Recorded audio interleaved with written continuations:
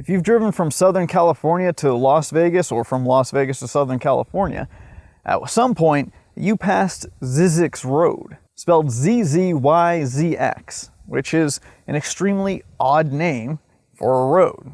And if you take that exit and go down Zzyzx Road, you'll end up here at Zzyzx Mineral Springs. The story about Zzyzx Mineral Springs is really the story of a man named Curtis Springer, a self-professed old-time medicine man who was also known by the American Medical Association as the King of Quacks. The origin of the springs is that of the sacred and medicinal soda springs that used to be the ancestral lands of the Quacks Native Americans, before the United States government took control of it as federal land.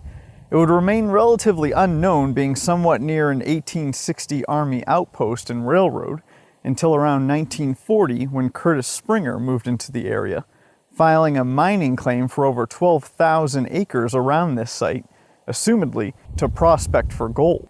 Prior to this, he had spent most of the 1930s attempting to open and maintain a series of health and wellness spas across the Northeast and Midwest, notably in Pennsylvania and Iowa, while also broadcasting an evangelical Methodist radio show in Chicago, both of which he would carry along to his new life here in the Mojave Desert. His time in Chicago would result in an investigation by the Better Business Bureau, which would expose him as having absolutely no legitimate claim to his self-professed expertise as a medical, naturopathic, and osteopathic doctor.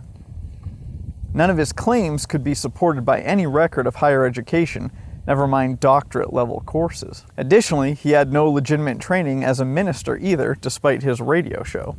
By the 1930s, he was renowned as a fraud, not only by the general populace, but also by accredited medical institutions.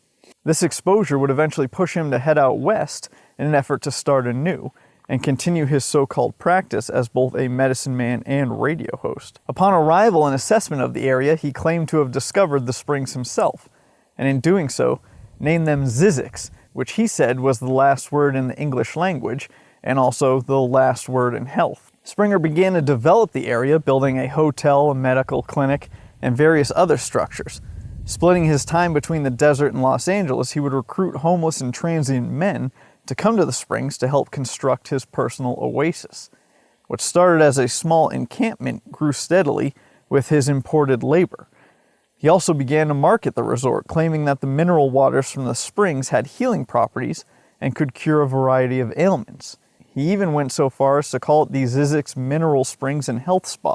Eventually, the site would have a chapel, mineral baths, his personal radio broadcasting studio, a small airport, miniature castle, as well as several water features. One of these water features in particular was a hot spring. Not a natural hot spring though, because Springer had built a system to attempt to heat a small pond in an attempt to pass it off as a natural hot spring. This would all be built essentially by indentured servitude, those homeless men from LA's Skid Row exchanging their labor for room and board. He steadily grew his radio program as well, at one point reaching over 200 stations just in the United States and another 100 internationally. He used this to sell his brand of miracle tonics and teas, allegedly capable of curing everything from cancer to hemorrhoids, for $25 a bottle, which is about $275 in today's money. As the resort grew in popularity, Springer began to attract the attention of government officials.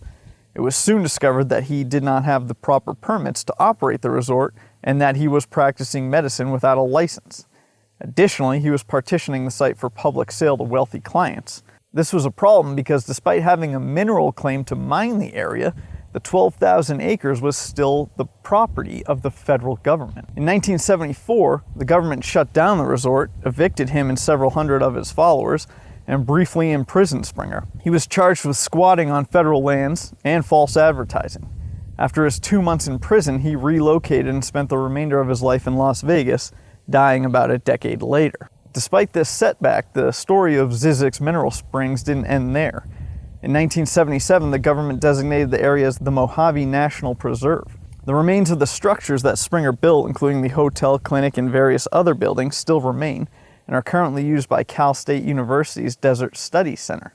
Additionally, the larger of the water features, Lake Tuende, is home to the endangered Mojave Thai chub, a fish that was originally found in the Mojave River. The fish that remained in the river eventually crossbred with another type of chub, leaving the fish here as the only source of genetically pure Mojave chubs. Despite Springer's attempts at establishing himself as an old-timey medicine man, bent on creating a healing desert oasis, all he really did was cement his legacy as a snake oil salesman, fraud, and as the American Medical Association has said, king of quacks.